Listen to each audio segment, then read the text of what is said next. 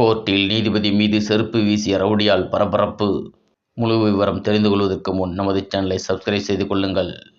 சென்னை கிண்டியில் உள்ள கவர்னர் மாளிகை மீது கடந்த 2023ஆம் ஆண்டு அக்டோபர் மாதம் 25ஆம் தேதி வாலிபர் ஒருவர் பெட்ரோல் குண்டுகளை வீசினார்.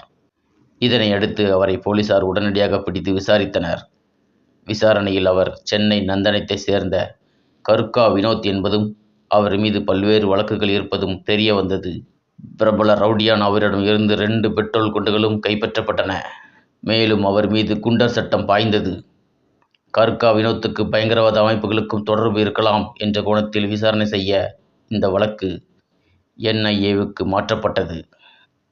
இந்த வழக்கு பூந்தமல்லியில் உள்ள NIA சிறப்பு கோர்ட்டில் நடந்து வருகிறது. கர்கா வினோத்தை போலீஸ் காவலில் எடுத்தும் NIA அதிகாரிகள் விசாரணை மேற்கொண்டு வந்தனர். இதற்கிடையே பூந்தமல்லி சிறப்பு கோர்ட்டில் நேற்று இந்த வழக்கு விசாரணைக்கு வந்தது.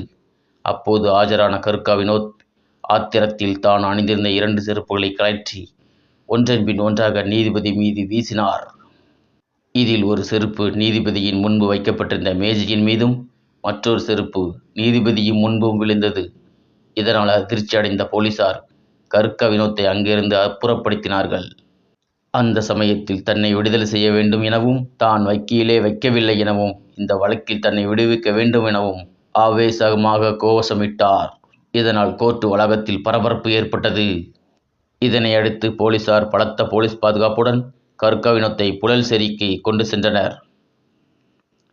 இந்த சம்பவம் குறித்து பூந்தமல்லி போலீஸ் நிலையத்தில் புகார் அளிக்க உள்ள நிலையில் தொடர்ந்து இது குறித்து விசாரணை நடைபெற்று வருகிறது. கவர்னர் மாளிகை மீது பெட்ரோல் குண்டு வீசிய வழக்கில் குற்றப்பத்திரிகை தாக்கல் செய்யப்பட்ட நிலையில் விரைவில் தீர்ப்பு வழங்கப்பட உள்ளது. இதன் காரணமாகவே கர்கா வினோத் நீதிபதி மீது செருப்பு வீசியதாக கூறப்படுகிறது.